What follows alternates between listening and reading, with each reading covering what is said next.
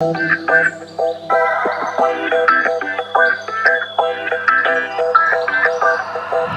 you want the kills, we got the skills right here at 302 Fishing. Good morning, welcome back to the channel. If you're brand new or you've been hanging around and you haven't already done so, smash that subscribe button, click that notification bell. Give us a big fat thumbs up if you like any of our videos. Help us out with the algorithm. Hopefully YouTube puts us on the suggested videos, and of course, drop a comment below. Let's get into this, guys. March 20th, that was yesterday. That's the official first day of spring.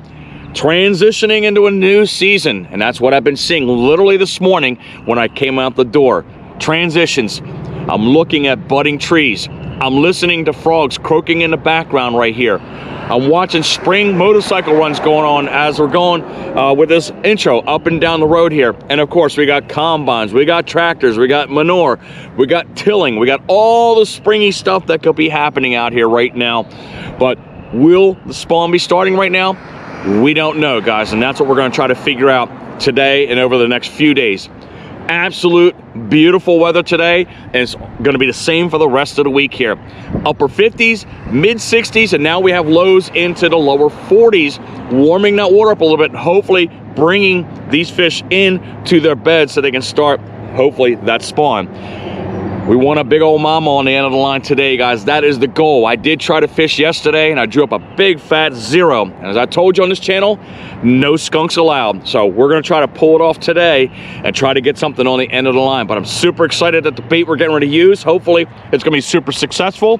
I do have some backup lures in case this doesn't pan out. But I specifically picked this bait because we are matching the hatch, and it looks exactly like what's inside this pond right here. You see me here many times. Late fall was the last time you saw me here, but we got some big old donkeys that are right inside of this pond, and we're going to try to make sure they get on the end of this bait.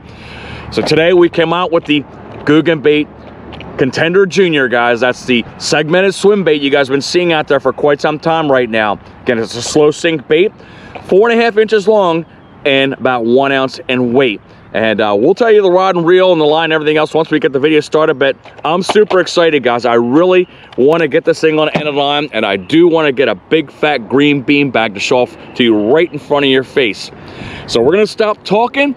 We're going to start wrapping and casting and throwing that bait out there, and hopefully we can glide our way right to success and get some fish on.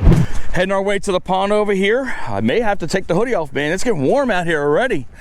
But I looked at the water here. It is still high. We had a weather event that came through about maybe 4 or 5 days ago, and it dropped a lot of rain and a lot of wind. So fortunately that front has moved out of here, but we got to deal with the depths over here, so we got to be very, very careful trying to get out into this water. So a lot of algae on the bottom, and of course, you know, when you put the feet on algae, it's almost like oil, and you can slip very, very easily. So be careful out there, guys, as that stuff starts growing and multiplying. But we're gonna go ahead and get through our first spot that we normally come through to get this episode going on this pond. And give me a couple seconds to maneuver through. The flat finish on this is absolutely awesome, man. But this thing literally looks like the bait that's in here. I mean, even the iridescence that are inside of this white part are awesome. The fin is not hard plastic. It's basically soft plastic, so it can flex, and hopefully, obviously, it doesn't break. But I'm willing to get this thing in the water right now and test that out and see what we can do. I want to see what the sink rate is on this first, so let's go ahead and drop it in the water and see how fast this thing sinks into the water. And it's somewhat a decent sink. Yeah, almost a slow sink. I mean, it's a little faster than what I thought it was going to be, but still, nonetheless, bring it through the water and look at that thing wave, man. All you got to do is just barely reel that thing. That thing looks like a fish, guys. Is that sick looking or what? And of course, you can jerk it, and you can see how that thing dashes around, man. Look at that. Wow. I think we're going to get a hit today, guys. What do you think? Let's get this bugger out there. And we got to set up the reel here for this bait, and we're going to try to get out here as far as we can get without falling over that edge. But we're going to start with a slow retrieve right now and just let that thing just come through the water. And we're going to see where this thing is in the water column as it comes across our face right here. Because sometimes on these baits, I've used them before where I had just one bluegill bait and it just sat right at the top. But right now, that thing's sitting right in the water column, man. Nice and perfect. We're gonna have a little bit of a time right now. I did come at a crummy time of the day. It's noon, midday, and fish are generally kind of quiet right around this time. But you never know, we could get fooled. I've caught fish sometimes really big at lunchtime. I'm feeling it in my boots right here. And it feels maybe 50. But man, look at that bait, guys. That is sick looking. Let's try to get our bait dialed in right here. Make sure our drag's taken care of. The last time I tried to use it, I had to drag off. But we'll get that out there. Let that bad boy sink to the bottom, and we'll jerk it up and then a little bit, and then just slowly reel it in, man. I feel confident we're gonna get a hit with this thing, guys, because that thing looks just absolutely juicy right now. Rod we're using right here, guys, is just a normal Cabela's tournament rod, 7'9". I got heavy action on there so we could pin that bait once we hook into that fish. And all we have is a normal loose speed spool and 12-pound Test XL Smooth. That's by Berkeley Trilene. That's our normal line that we like to use, man. We never have any issues with breakage or anything like that. That's our confidence line. And one thing I'm looking for as the day progresses is I'm going to be watching for these gizzard shad. They like flipping up in the water, upper part of the water column, man, just coming up out of the water, and these bass are just pretty much chasing them. But we're going to steady retrieve, and then we're going to do kind of jerks like that and stop, and then we can do some jerks like this too as well. Let's change it up, man. Just find out what cadence these fish want this bait at. I mean, look how slow this cadence is. I'm using right here, man. That's just enough to get that thing moving. Got to remember, we don't want this bait moving fast right off the beginning. We want to kind of be slow because, again, these fish are probably still kind of lethargic. The water, again, is reasonably chilly. But hopefully this is enough of a trigger for to go ahead and strike up on this bait and get a nice little meal.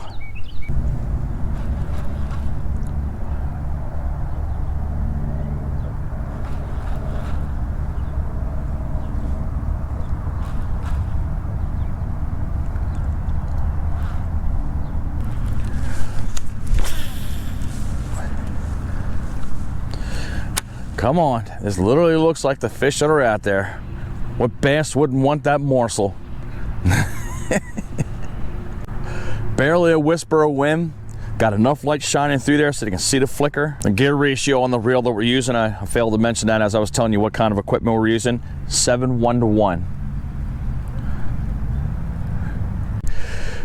So again, as I told you, with transitions means change, and that means things come back to life. And I'm literally watching right now a box turtle's moving close to the shore right now. I can see him moving around looking for any kind of morsel he can eat coming out of their winter hibernation. And you may not be able to see it with the glare, but I cannot stress how highly I recommend you guys having good pairs of glasses when you're out here fishing, sight fishing, especially for these bedding bass when they come up on them. But I cannot recommend these any more highly than I am right now, man. I don't usually spend a lot of money on glasses, but I've had those since last fall. Very reasonable prices, $100, but I got those from nines.com.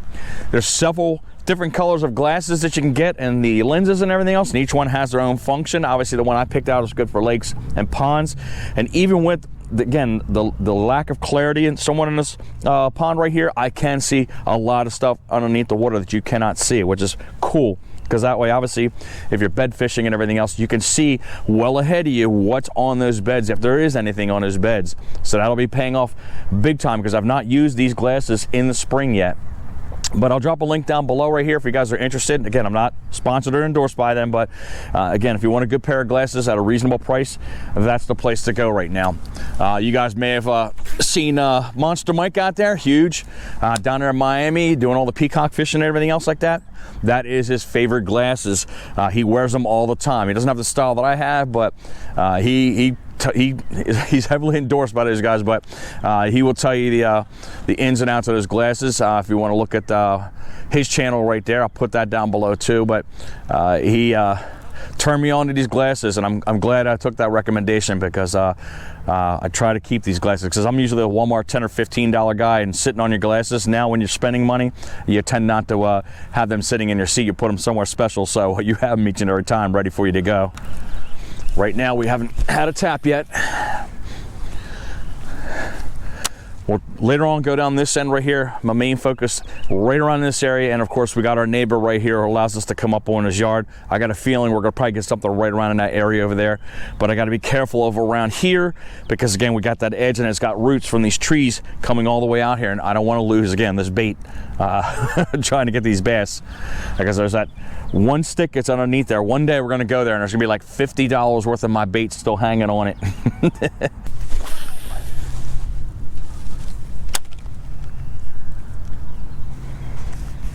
Get that spring slam going. So basically what's happening is I'm letting the bait sit down there as I'm jerking. It jerks that bait up and then just drops.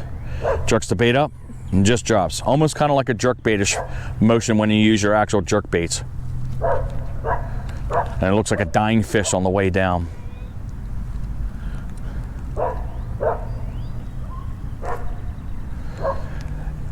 One thing you want to do about these baits here is don't always do the same amount of jerks. Like I did one right there, and I'll do maybe 1, 2, 3. You got to be sporadic about it. You got to make it look like it's natural in the way these fish are moving around and struggling as if they're dying.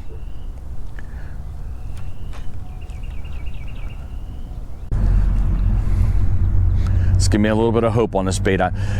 Personally, I think right now we're just a slight bit early on using this particular bait right now.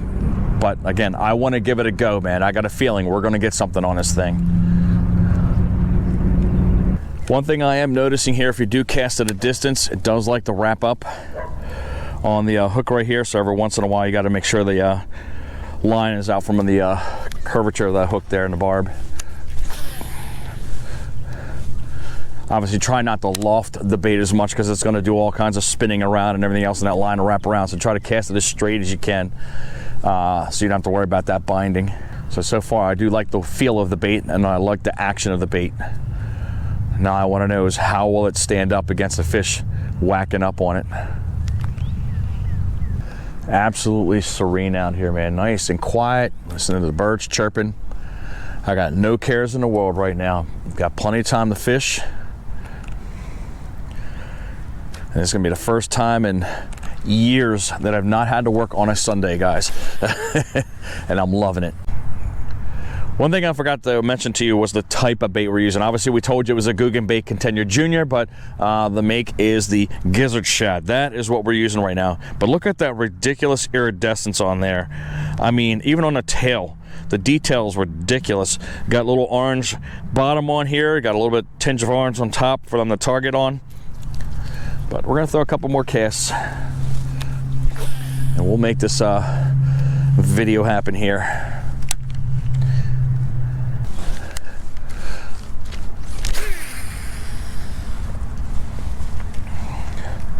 Make this our last cast with the Googan bait, and then again we'll walk all the way over there.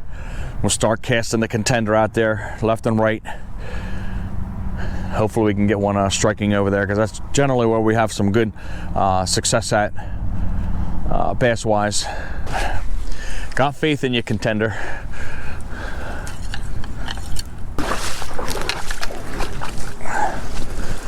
All right, making our way past the trees here. Something's got to be around here. But we're gonna get our Googan Bait swim bait out there once more, and see if we can get that big old slam. Wrong rod, Dan. There we go. Got our trusty little Contender out. Got a lot more room to cast here. We don't have any trees overhead, so we should be able to whale that out there pretty good. And we got mush here. That's not good.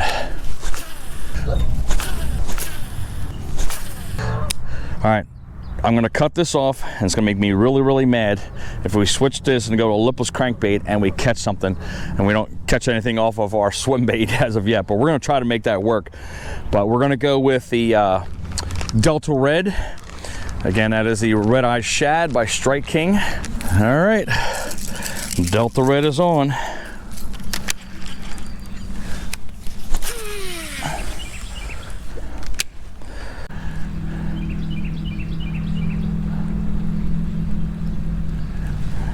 But creature baits, swim baits, and now lipless crankbaits, and you can just see how difficult the struggle is right now. Again, they may be in a transition. That's probably the reason why we're not catching any fish going on possibly day 2.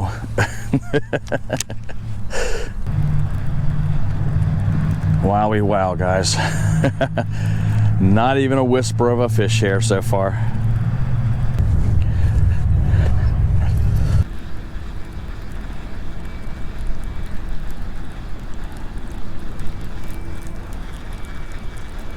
One more cast and we'll make our way down the other end of the pond right there towards the shallowish end. Is that a fish right there, guys? Oh, it's a nice one, guys. That's a nice one. There we go. There we go. Right at the shoreline, guys. Holy crap. We are not skunked. And we definitely got a nice looking fish on here. About almost 3 pounds here. But I thought I was stuck on a branch right there, right in front of us. Delta Red gets it here.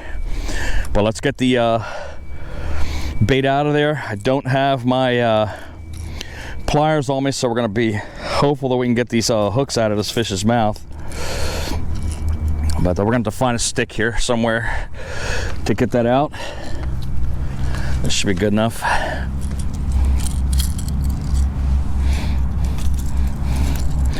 There we go. We got lucky here, guys. But let's clean her up. I did not injure the fish, guys. That was right on its tongue, so that happens every once in a while. But there you go. 2 hours worth of effort. We get about a 2.5 to 3 pound bass. I'd say 2.5. And again, just getting ready to start feed up right there. Stomach's nice and big right there. But fish is ready to bite down on me, and we'll give it a good old release. Oh, that fish is ready to go. Long way, Mr. Bass. And she's gone. All right, come on, Contender, man. I know you can do it, man. We already know Lipless can produce right here, but this is my focus. Let's make this thing happen. All right, so it's almost 3 o'clock. 15-20 minutes right here. We'll head our way up the road. That's another 20 minutes right there. Hopefully the sun will start going on its axis towards sunset, and we might be able to get something to hit upon this bait here. But again, we tried our darndest on this pond where I thought we were going to have a decent reaction with this bait, but again, these fish aren't having it right now. Ugh. The struggle's real, guys. It's plain and simple right now, right in front of you. But all this time, not one gizzard shad has come up to the top of the surface yet.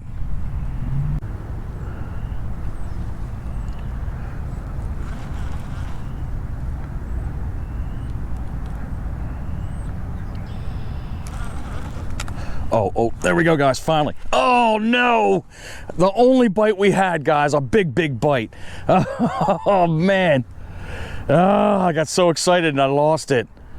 Wowie. Oh. Oh, man. I pulled out the bait out of its mouth too soon. Dang it. If you haven't already done so, that was absolutely heartbreaking, that hit that we missed right there. But if you're liking what you're watching right now, give us a thumbs up, man. Help us out on the algorithm. Click that subscribe button, guys, and of course, click that notification bell. That way you're notified of all of our future episodes.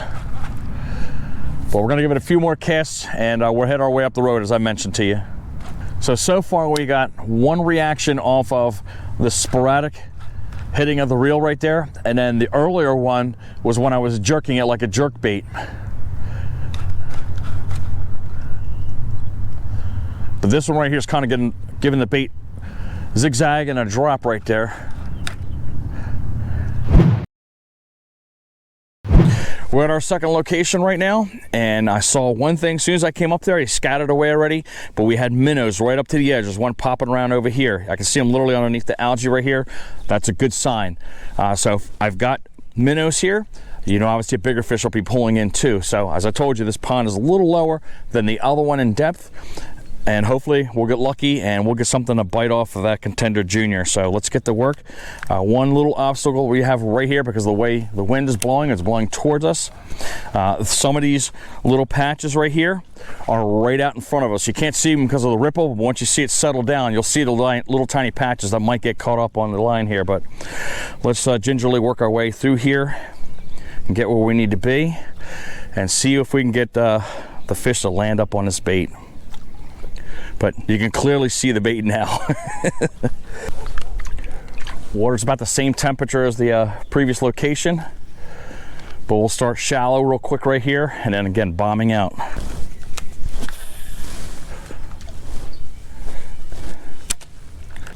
But you can see right in front of me right here to the left of my finger, you can see those little patches. That's all right out in here right now.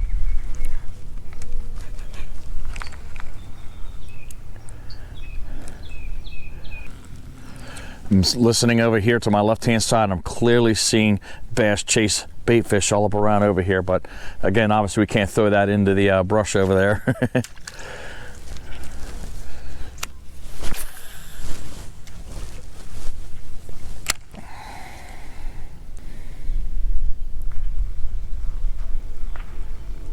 Oh, there's a hit right there.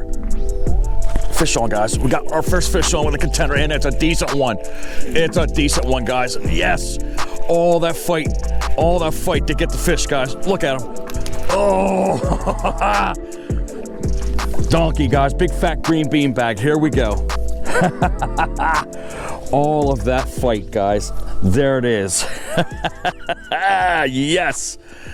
Yes, yes, yes. Alrighty then, the contender comes through. Definitely gonna get a weight on that fish. I felt a slight little tap and then he tugged on it and I took my chance, guys. And look at the belly on that fish, guys. That thing is savage right now.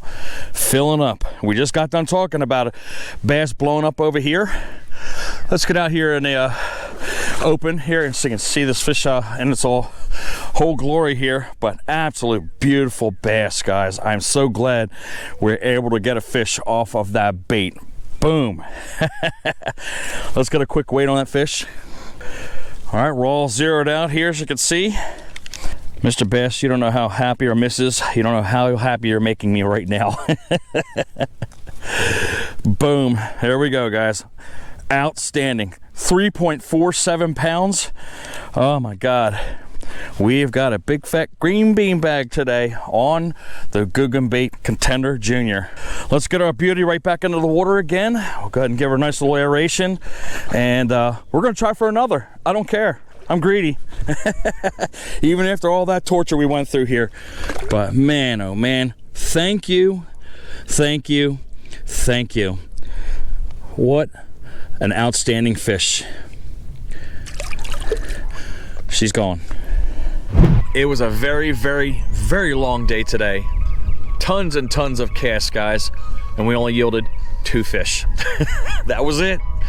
The first pond frustrated the living daylight out of me. I went specifically to that pond because I figured we were gonna have some good fish banging up on that bait that we were going to use through this whole episode, which was the Googan Bait Contender Jr. So you saw me cast a whole bunch of casts there, and I was not having any luck at all. I mean, the main thing I noticed was there was no gizzard shad jumping up in the water, no bluegill around, there were no minnows up towards the edge, and no bugs. So I kind of figured something was going on with that pond, and we were gonna make a decision very shortly, but I caught that first fish on a bait that, you know, I didn't want to use because I wanted to use one bait, but I didn't want this to be a skunked episode. So that's why you saw me throw out that Lipless crankbait out there, and we got that maybe about 2.5 pound bass on the end of that Delta Red, that Strike King Red Eye Shad series there. But good thing we got that to make somewhat of an episode, but to even make it better, we wanted the end result, which was catching something off of that Googan bait right there. But I made the executive decision to say, you know what, Dan, I'm gonna go to a little bit shallower pond. I'm gonna have a little bit more better clarity and be hopeful that we can try to get a fish on the end of the line with that specific bait. And it was the best decision I ever made, guys. We met up to 20 minutes to a pond you saw us on a couple episodes ago. That's when I went all the way to dusk and only caught 1 fish. Same exact pond. And we threw that Googan Bait Contender Jr out there. Took about 20 minutes. And the only reason we had a fish on the end of the line is because I paid attention to what was going on around me. I saw to my left-hand side and heard that bass busting up behind the bush with the minnows that were in there. It was attacking them. So I was like, you know what? I'm going to throw this swim bait right over in the general area, and we're going to see if we can get something. Didn't take 2 or 3 casts. Had a nice little ding and then a big old pull, and of course I took my chance and bam, we got that big fat green bean bag right on the end of the line right there. I was so thankful for that to happen, guys, and I was able to bring that vision of loveliness right in front of you, man. That mama, that lunker, that largemouth bass, man. Super fine fish there, but it was very frustrating and to try to get something on the end of the line. But temperature, I think that was the key, as we mentioned here, because again, this whole week is going to be in 60s and even potential 70s on Thursday and Friday, and I'll bet you $5 if I bring this bait back out again, these bass are going to absolutely destroy that bait, no doubt. If we can get 1 strike off of it, you know they're going to hit it multiple times. The Oakster is going to get out with his. He has the bluegill style. What I think about the bait, I think you guys should go out and buy this bait. I mean, it's the perfect size right here. We've got 3.5 pounds worth of fish right on the end of that, and I'm sure some monsters will hit up on this bait too as well. The action was awesome. The only thing I didn't like about it is when you have to crank really slow, especially when it had a high gear ratio reel that I had. It kind of rises up a little bit. That's why you saw me bring the tip down to keep it down in the water column, because if I didn't do that on that one fish, we probably would have never had that fish on the end of the line using this swim bait right here. So again, I was aware of my equipment and what I had, and made the slight adjustments in order to get that fish. So I hope you guys enjoyed that episode. One other thing I want to mention too, I like the fact that when we slammed onto that fish, this hook, I've never used these before, but it's got 360 degrees rotation, so it was able to help me pin that fish on there, because again, supposedly the design right there, it keeps the fish from coming off of the bait, because when they only turn like halfway, they can leverage themselves and snap that hook right out of their mouths, whereas this thing free moving like that, it keeps that fish on a lot longer. So that's a good plus. And again, the bait held up very well. The quality is awesome, and I mean, I'm gonna be touting this thing pretty good. And again, it literally looks like the hatch that was down at that first pond, but again, of course, it could emulate minnows too. So guys, if you want to go out and go get it, I'd say yes, go get it. I mean, it's a fair price. I can't remember what it is, but I'll put it down in the description field below. All the baits we used today will be right down there. But hopefully you guys can get out there. Hopefully you guys can get your big fat green bean bags, those lunkers out there, off of this particular bait, that Googan Bait Contender Jr. I hope you enjoyed that episode, because I know I did, man. It got my juices a-going when we got that juicy little fish on the end of the line. Like, subscribe, push that notification bell, guys. Give us a big fat thumbs up, man. Help us out with the algorithm. If you want to drop a comment below, go for it, guys. Hopefully you're catching your fish on these baits right here. I'm gonna get up the road, guys. I'm absolutely exhausted and thankful that Mother Nature cooperated with us. As always, fish on.